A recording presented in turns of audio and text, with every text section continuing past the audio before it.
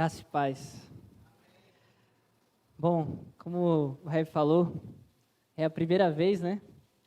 Desde que eu fui ao seminário.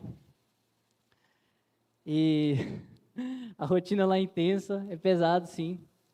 Muitos têm me perguntado isso, como é que tem sido lá. Eu já revi alguns dos irmãos ao longo desse mês que se passou, em março. Tem sido uma rotina intensa. Eu tenho vindo a Porto Velho e tenho estado lá na congregação do Eldorado, por isso que vocês não me veem com tanta frequência aqui. Eu tenho estado por lá, servindo aos irmãos lá. Hoje de manhã mesmo estávamos lá e tem sido uma bênção. Tem sido realmente uma bênção. E, bom, antes de mais nada, né, gostaria que vocês abrissem a Bíblia de vocês em Êxodo 20, para que nós continuemos a estudar sobre os 10 mandamentos, já no 9º mandamento, realmente diferente do que está no verso do boletim. Capítulo 20 de Êxodo, no versículo 16. Capítulo 20, verso 16. Diz o seguinte: não dirás falso testemunho contra o teu próximo. Oremos ao Senhor. Obrigado, Senhor. Muito obrigado, Senhor, pela Tua palavra, ó Deus. Obrigado porque nós podemos estar aqui no dia do Senhor para meditar na Tua santa palavra e que ela fale aos nossos corações. Que nesse momento ela possa realmente dizer as verdades do Senhor quanto a quem nós somos e quanto a como agimos e como devemos agir diante do Senhor. É isso que eu te peço, Senhor, no nome santo de Jesus. Amém. Irmãos, vocês já têm estudado os 10 mandamentos há um bom tempo. E eu gostaria que vocês pensassem comigo, no verso do boletim tem 2 pontos aqui que nós vamos tratar nessa noite. Mas eu gostaria que vocês se atentassem quanto ao contexto que esse versículo se trata. Esse versículo que fala sobre falso testemunho contra o próximo, ele diz respeito muito claramente a como na época se tratavam os tribunais, a como as pessoas realmente iam à justiça. E quando a gente pensa em testemunhas, é justamente esse ponto mesmo, é justiça. Como as testemunhas agem dentro de um tribunal. Naquele contexto, e não só pensando em Israel, mas primeiramente nos povos ao redor, o poder de um testemunho era muito forte. Ainda como nos dias de hoje, ainda é. Só que nos contextos ao redor de Israel, o testemunho não necessariamente ele era como dentro do povo de Israel. Mas naqueles contextos, quem sabe um testemunho só, era possível de muita coisa acontecer com base em um testemunho só. Basta a gente se lembrar, por exemplo, da história de José. A história de José só bastou um testemunho, um forte testemunho. Só bastou a esposa de Potifar dizer o que aconteceu, mesmo sem ter acontecido, que as coisas aconteceram, que de fato José foi condenado. Mas quando a gente olha ainda para essa cultura, dizer a verdade é o que tem que orientar todo o tribunal de júri, todo o ambiente da justiça, precisa girar em torno da verdade. Não era bem isso que acontecia naquela época, em vários contextos, inclusive dentro do povo de Deus. Por isso que Deus estabelece leis muito mais objetivas e mais diretas quanto ao testemunho em meio ao seu povo. Dentro do povo de Israel, a gente vê lá em Deuteronômio 19:15 que uma testemunha só, se uma só se levantar, não será suficiente para ser condenada uma pessoa. Deus deixa muito claro ao longo de sua lei, através de Moisés, que era preciso mais. Não bastava ser uma só. Era preciso pelo menos 2 ou 3 para que o caso avançasse, para que tivesse peso. Diferente dos povos ao seu redor, que um testemunho era bem possível, de que pessoas fossem, quem sabe, condenadas à morte. É só a gente lembrar que vários dos crimes daquela época eram pena capital. Então, quando a gente pensa nos mandamentos do Senhor, a gente está pensando em proibições que costumam ser os pontos mais extremos. Então, por que não dirás falso testemunho contra o seu próximo? É porque isso pode, de fato, levar à morte do seu próximo. Esse é o contexto da época que Moisés está tratando. Não levante falso testemunho contra o seu próximo, porque isso pode ser perigoso ao ponto dessa pessoa morrer injustamente. Por isso que quando nós olhamos para Israel, e Deus deixa muito claro, e Deus estrutura um sistema de juízo, de justiça naquele povo, onde as coisas eram diferentes. Uma testemunha somente não bastava. E mais, essas testemunhas que iriam diante do júri, diante do júri popular e diante dos juízes de Israel, elas tinham um peso a mais. Não bastava você só, eu tenho um testemunho contra tal pessoa e vou lá. Isso não era só assim que as coisas funcionavam. Se essa pessoa fosse condenada, a lei do Senhor, em Deuteronômio 17:7, diz que as testemunhas, elas teriam que ser as primeiras a lançar as pedras. Pense no peso disso.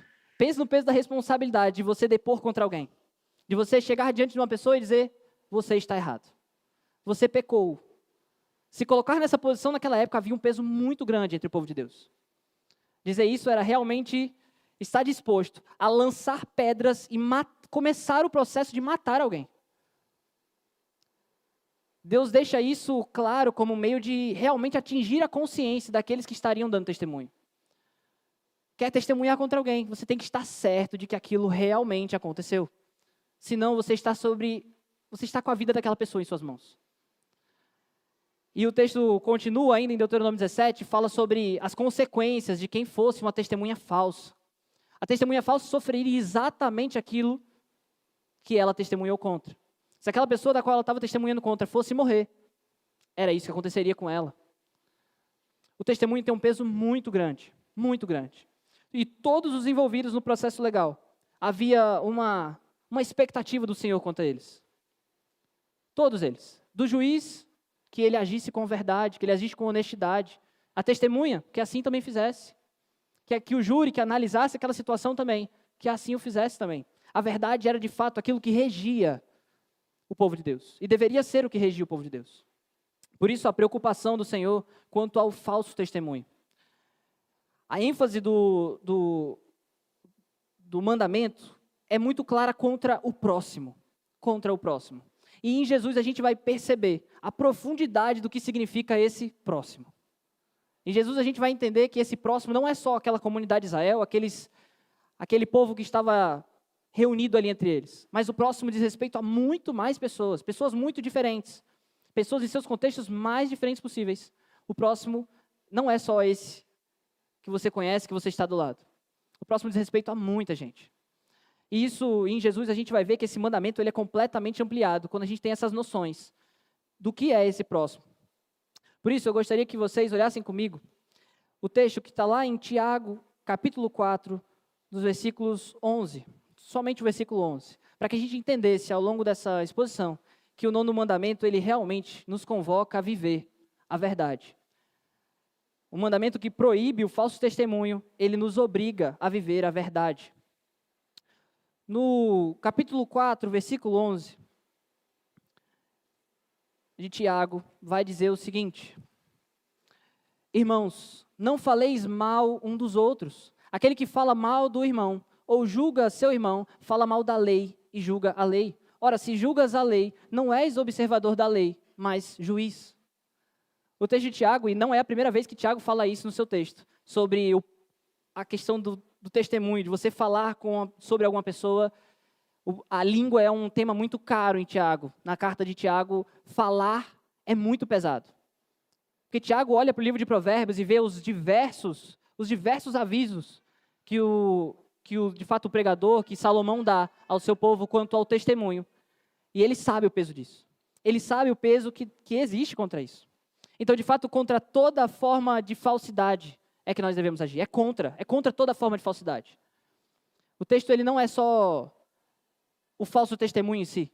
O mandamento ele não é só o falso testemunho contra o próximo em si. A gente precisa ter em consideração, quando a gente pensa no mandamento, é que ele se refere ao ponto mais extremo do que é o pecado contra o Senhor. A lei de Deus, no nono mandamento, ele falava de um falso testemunho que levaria pessoas à morte. Mas não é só isso.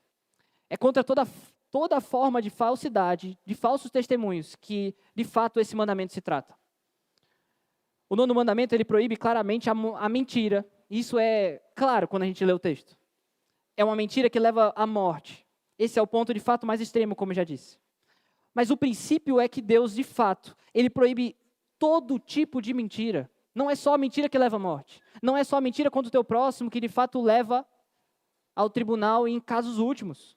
Não é só essa mentira. É todo tipo de mentira, de falsidade. Quando a gente olha lá para Oséias, capítulo 4, no versículo 2, a gente vai ver o profeta analisando os mandamentos do Senhor contra o povo de Israel. E é justamente nesse ponto que ele vai tocar.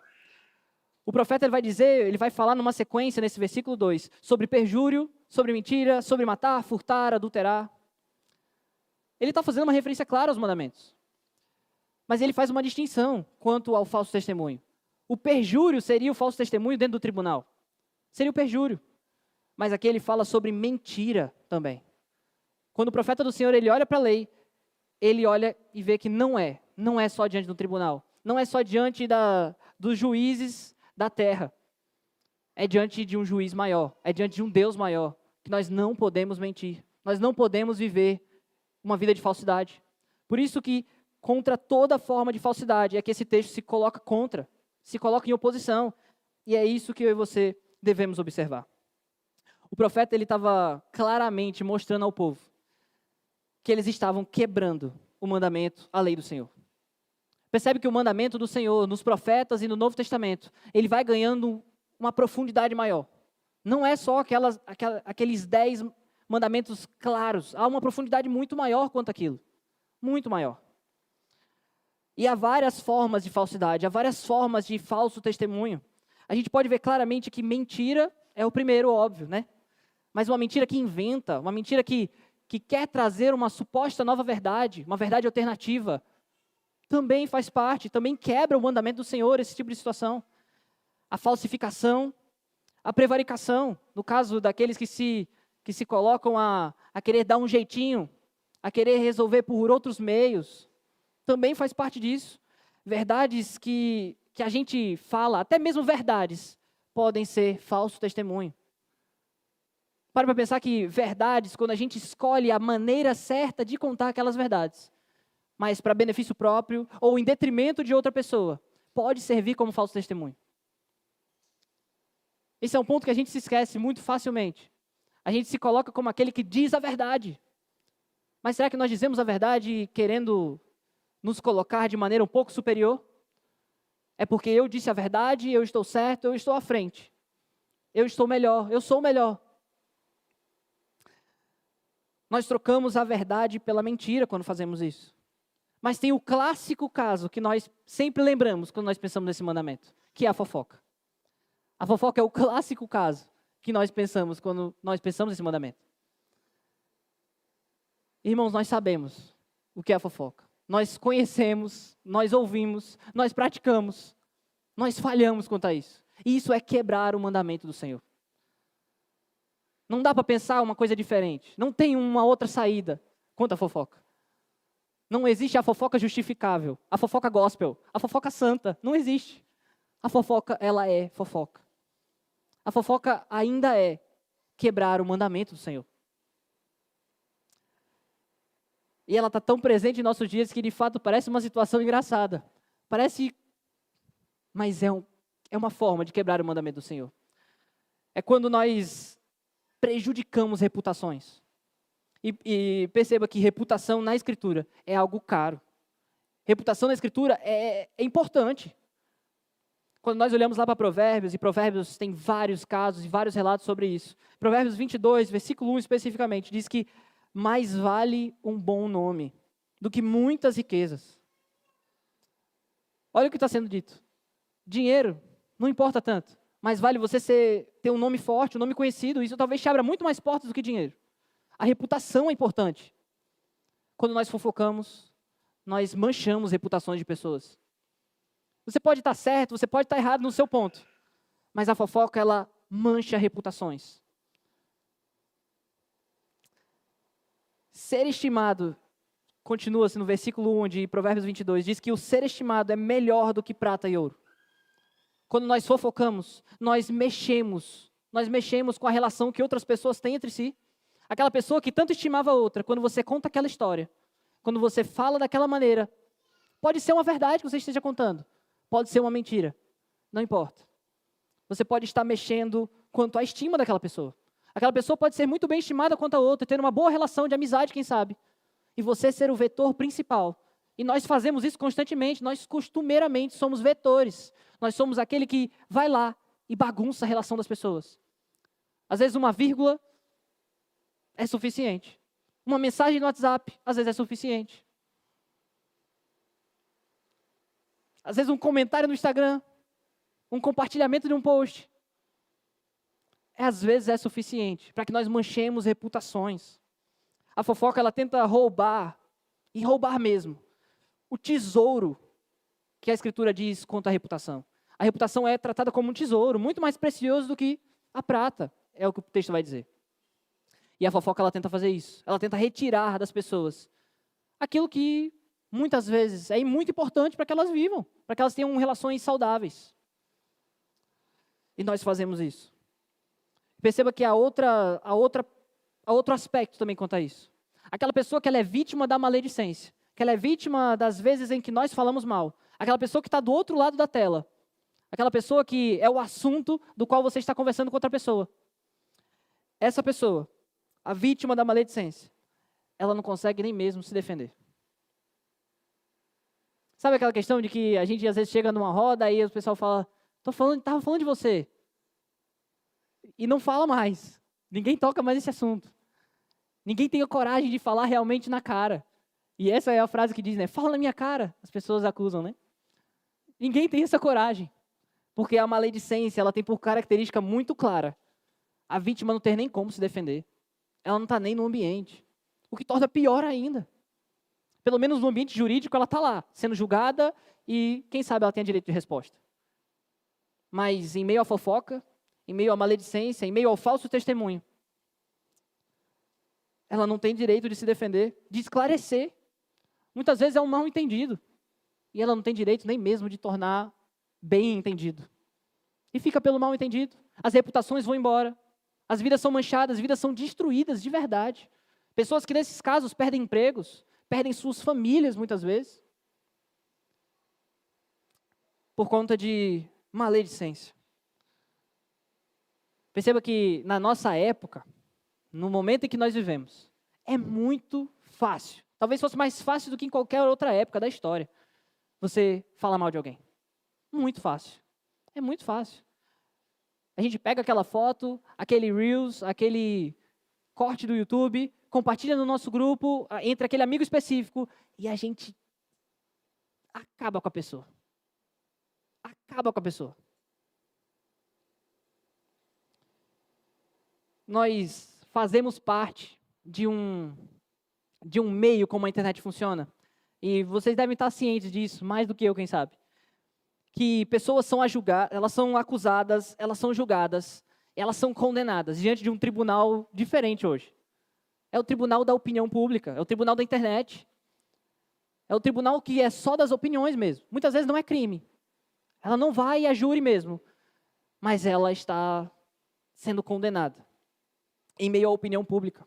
E nós costumamos, e nós várias vezes fazemos parte desse movimento que destrói reputações, que assassina reputações. E é contra o assassinato de reputação, contra tudo isso, que o Senhor Jesus, lá no Mateus, no versículos 18, nos versículos 15 até o 20, ele vai falar sobre como tratar o pecado. Porque veja, quando essas pessoas elas são julgadas na internet, muitas vezes elas estão sendo julgadas de maneira por problemas justos. Muitas vezes essas pessoas realmente falharam. Muitas vezes em nosso dia a dia, pessoas realmente erraram, pecaram. Mas como é então que nós tratamos isso? Nós fazemos isso de realmente falar pelas costas, de se colocar, e quando nós fazemos isso, nós claramente se colocamos em uma posição superior, onde aquela pessoa não é digna nem mesmo de saber a melhor forma então de viver. Porque quando nós falamos pelas costas, nós decidimos muito claramente que a forma dela de agir e viver está errada. Mas ela também não é nem digna de saber disso. De saber que ela falhou, de saber que ela errou, e que nós estamos à disposição para ajudá-la. Por isso que lá em Mateus, no capítulo 18, Jesus ele vai dizer sobre como nós nos achegamos às pessoas que estão em pecado, pessoas que falharam, e como nós resolvemos então essa situação. A partir do versículo 15 até o versículo 20, ele diz, se teu irmão pecar contra ti, vai arguí-lo entre ti e ele só. Se ele te ouvir, ganhaste a teu irmão. Se, porém, não te ouvir, toma ainda contigo uma ou duas pessoas, para que, pelo depoimento de 2 ou 3 testemunhas, toda a palavra se estabeleça. E se ele não os atender, dize-o à igreja. E se recusar a ouvir também a igreja, considere-o como gentil e publicano. Em verdade vos digo que tudo o que ligardes na terra terá sido ligado nos céus, e tudo o que desligardes na terra terá sido desligado nos céus. Em verdade também vos digo que, se dentre vós sobre a terra concordarem a respeito de qualquer coisa que porventura pedirem, ser-lhe-ás concedido por meu Pai que está nos céus. Muitas vezes a gente até, inclusive, usa esses versículos finais de maneira inadequada. E a gente precisa se lembrar que esses versículos se referem a justamente como tratar o pecado do irmão. Aquilo que é ligado aqui realmente será ligado nos céus. Quando nós tratamos de disciplina eclesiástica, de tratar o pecado de um irmão, é justamente sobre isso que o texto está dizendo. O texto não está dizendo que aquilo que você pensou aqui, aquilo que você quer fazer aqui, Deus vai responder de lá e as coisas vão acontecer. Não, o contexto é outro. O contexto é da maledicência. O contexto é de você, em vez de ser maledicente, de você tratar o pecado do seu irmão da forma correta. E Jesus é muito claro. Vai arguí-lo somente, é você e ele. Você e ele para resolver o problema. Você não precisa expor para todo mundo. Todos não precisam, ninguém precisa ficar sabendo. Se teu irmão pecou, você pode resolver com ele. Mais pessoas não precisam ser envolvidas. A não ser que, e é o que o Senhor diz, a não ser que essa pessoa seja irredutível, não queira resolver isso. E aí a gente toma outro cuidado. Não é aí então que nós levamos a toda a comunidade, ao tribunal da internet, a nossa família inteira. Não é assim que nós resolvemos os problemas. Nós chamamos uma ou duas pessoas a mais, para que o depoimento dessas 2 ou 3 testemunhas valha de fato. Perceba que é o mesmo princípio que ocorre no Israel antigo. Na lei do Senhor, é o mesmo princípio. Uma testemunha só não vale. Você tentou resolver o problema não foi resolvido. A sua palavra contra dele não vale. Não vale. Se você quer de fato resolver o problema, e falar mal, e falar pelas costas, e fofocar, não é a resolução do problema. Resolver o problema é tratar da forma certa, como Deus pede que tratamos. É chamar mais um irmão, chamar mais 2 irmãos, e juntos tentarem resolver o problema. Só então, caso não seja possível resolver o problema, que nós levamos diante da comunidade do Senhor. E perceba que é a comunidade do Senhor. A gente não, entre problemas entre irmãos, a gente não sai por aí fora, gritando aos 4 ventos aí, que esse aqui é um pecador, esse aqui é aquele que não sei o quê. Não, nós tratamos isso aqui dentro da igreja. Nós resolvemos isso de maneira eclesiástica, de maneira ordeira, de maneira a tentar restaurar a vida daquele irmão. É assim que nós resolvemos. Nós não manchamos a reputação dele. Nós não o excluímos da comunhão. Nós o colocamos à maneira a ser restaurado. É assim que nós tratamos o pecado. É assim que nós tratamos aqueles que erram diante de nós. E pense que a gente pode ser o próximo. A gente pode ser o próximo a falhar. E eu não quero que pessoas fiquem fofocando de mim, falando de mim. Espero que você também não queira. Por isso que o Senhor Jesus é muito, muito claro a dizer que é assim que a gente deve tratar o outro. E como o Suma diz, vários dos mandamentos dele, assim que a gente trata o outro, é a forma como a gente queria ser tratado. É sobre isso que o Senhor Jesus vai dizer, se lembre que até a verdade, como eu disse, ela pode ser usada como maledicência. Por isso que em meio ao povo do Senhor, esse é o tratamento que deve ser usado. Em meio aos pecados dos nossos próximos, é assim que a gente trata o pecado. É assim que a gente resolve. Porque até mesmo expor a verdade, quando nós vemos o irmão pecando e a gente vai lá, aponta o dedo, será que essa é mesmo a maneira correta de tratar o pecado do irmão? Expor a verdade na cara a fim de realmente ofender, machucar e jamais, desse jeito, tratar o pecado? Porque é assim que nós nos portamos quando a gente fala e pensa sobre o pecado do outro. Tem um pastor holandês chamado, o nome é difícil, hein? Johan Douma. E ele diz que talvez a pessoa que esteja espalhando a fofoca, ela não esteja mentindo, mas ela está sendo mentirosa, porque ela está dizendo coisas que são verdadeiras, num contexto de calúnia. E isso é enganoso. Perceba que o contexto diz muito.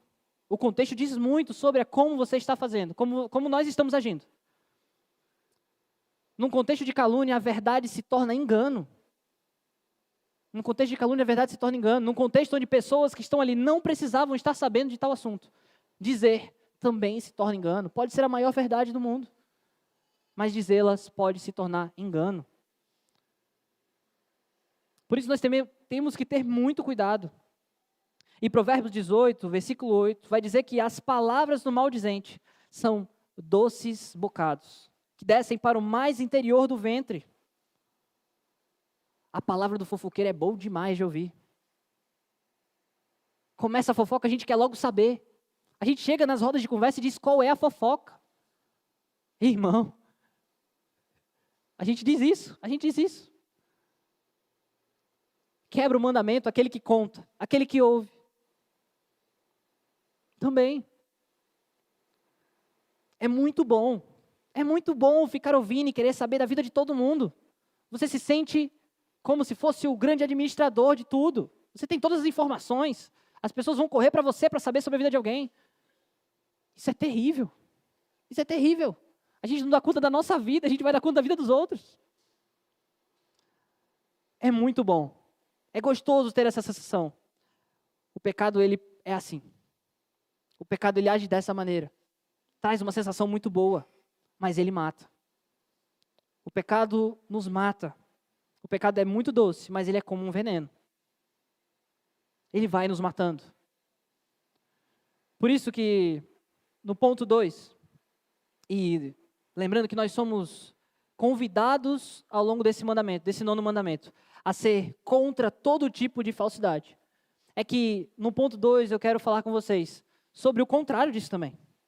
Ao passo que nós somos convidados pela lei do Senhor a ser contra todo tipo de falsidade, nós somos também convidados a ser a favor da verdade. Não basta só ser contra a falsidade, não basta ouvir a fofoca e falar, opa, não quero ouvir. Não basta só isso. É preciso ser realmente imperativo, é preciso ser ativo a ser a favor da verdade, a defender a verdade. É preciso.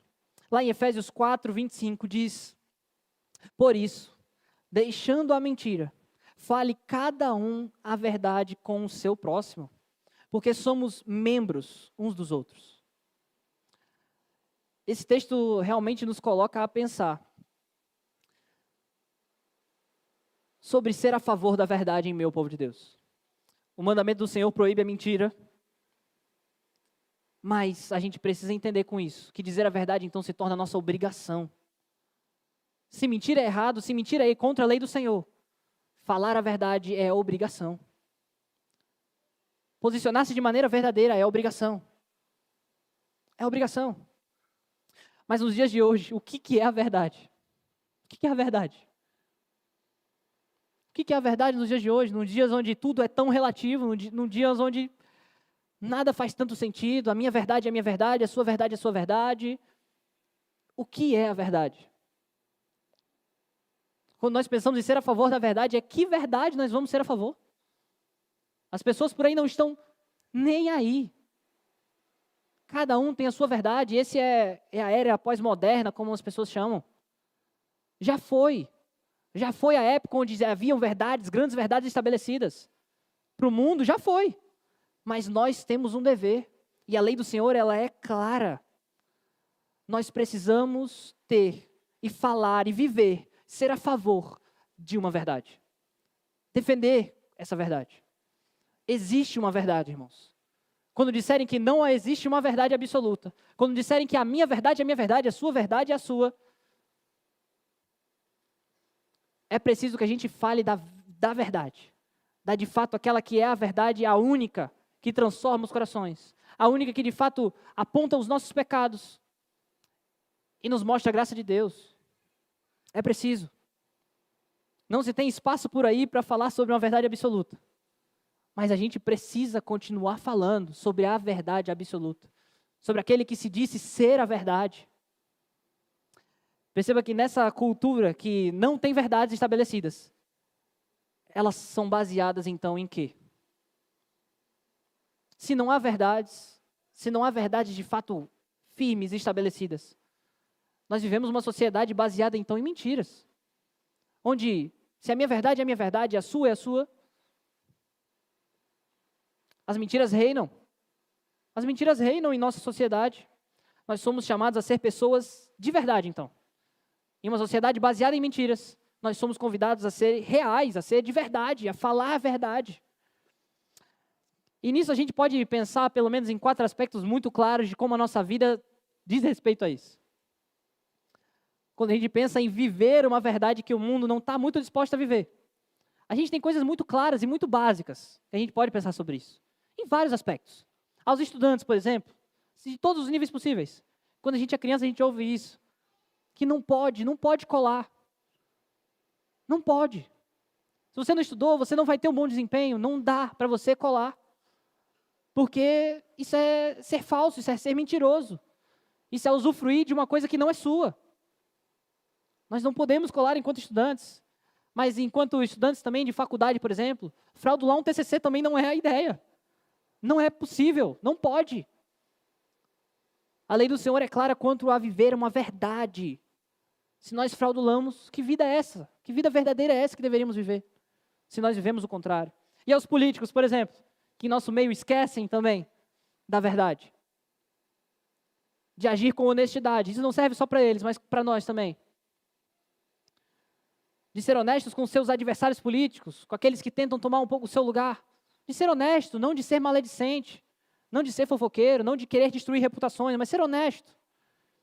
E quanto aos comerciantes, de andar conforme a legalidade, de emitir a sua nota fiscal, porque é assim que o governo cobra. Não dá para viver uma mentira. Nós somos convidados a viver a verdade, a ser a favor da verdade. Isso é vários aspectos, e são vários os contextos.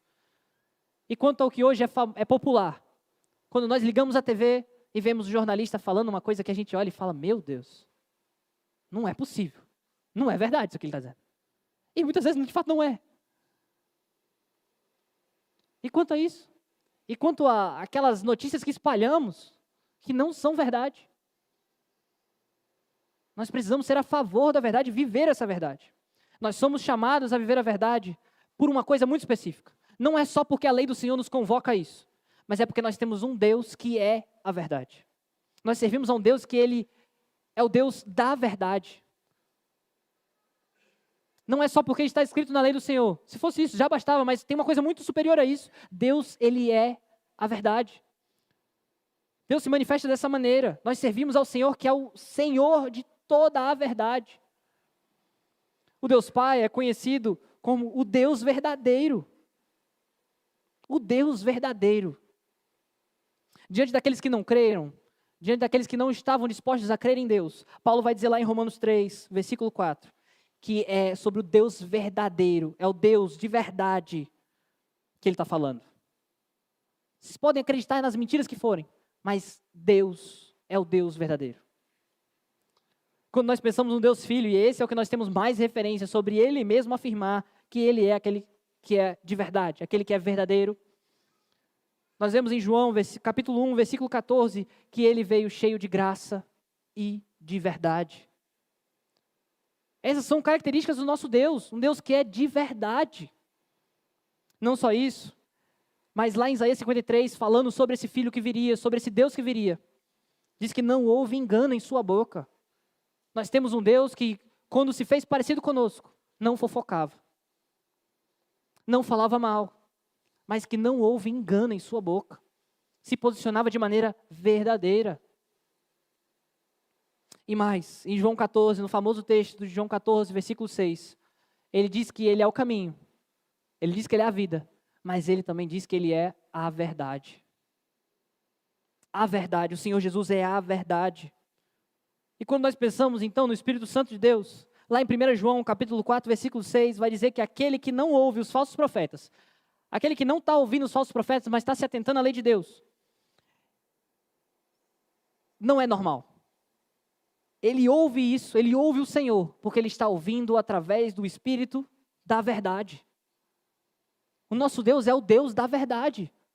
Nós somos filhos de que Deus? Nós somos filhos do Deus da verdade. E nós, vez por vez, nos comportamos como filhos do diabo, daquele que tem como paternidade a mentira. João Calvino vai dizer que, tendo certeza de que Deus é verdadeiro, de que Deus é a verdade, abomina a mentira. Nós temos que praticar a verdade sem engano uns para com os outros, se você tem certeza, se você acredita de fato que Deus é de verdade, e esse é o texto, é assim que a Escritura se fala de Deus. Se você lê a Escritura, se você sabe que você serve a um Deus que é de verdade, não é possível, está em contradição, você está em pecado quando você vive uma vida de engano. O texto é claro. Nós temos que ser a favor da verdade, isso significa que nós precisamos nos comportar diante de situações de maneiras específicas. Por exemplo, diante das injustiças, como nós nos comportamos? Nós se posicionamos de maneira verdadeira? Ser omisso, encobrir, tapar os ouvidos diante de uma defesa que é justa e ignorar as injustiças do nosso mundo, os problemas do nosso mundo, não é agir de acordo com a lei do Senhor. A lei do Senhor nos cobra que nós sejamos a favor de toda a verdade. Por isso nós não podemos nos calar diante das injustiças desse mundo. Não podemos ser omissos. E lembrando de Efésios 4:25, o texto que nós lemos no começo dessa parte específica, é que nós fazemos parte de um corpo. Nós somos membros de um mesmo corpo.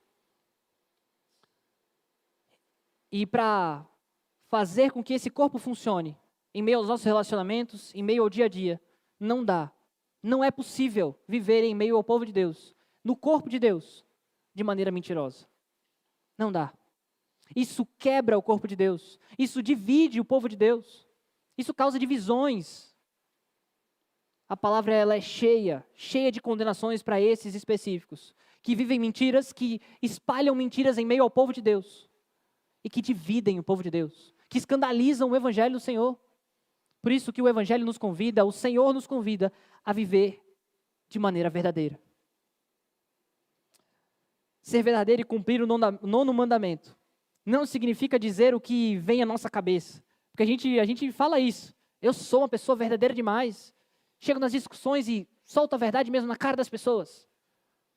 Irmãos, não é dizer o que vem à sua cabeça, não. Que em meio à discussão é responder de pronto. Não é isso.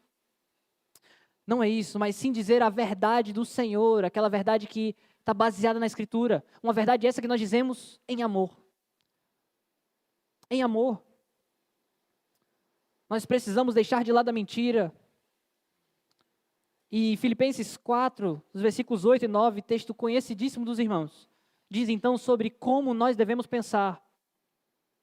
Se nós não podemos nos referir de maneira mentirosa, enganosa, a nossa cabeça precisa estar pensando no que é verdadeiro, no que é respeitável, no que é justo, no que é puro, no que é amável, naquilo que tem boa fama e que há virtude. Ser maledicente, ser mentiroso, é contrário ao mandamento do Senhor, é quebrar o mandamento do Senhor. E por isso, já de maneira final, gostaria de que vocês pensassem sobre a verdade. Então, que verdade é essa? Que você pensa sobre você mesmo? Que eu penso sobre mim mesmo?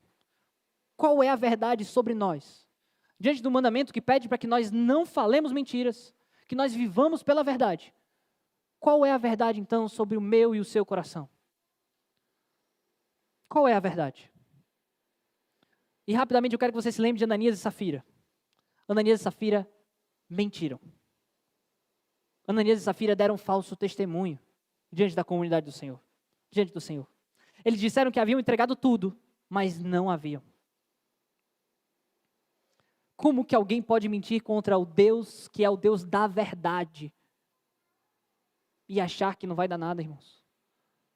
Que tipo de expectativa nós correspondemos em nosso coração quando nós mentimos, falamos mal, fofocamos? Se nós estamos diante do Deus da verdade, será que nós contamos mentiras sobre nós mesmos? Será que quando nós nos achegamos a Deus, no nosso solene momento antes de dormir, de pijama, na beira da cama, nós contamos as maiores mentiras que o nosso coração está disposto a falar para Deus? Aquele Deus que conhece o mais íntimo e profundo do nosso coração.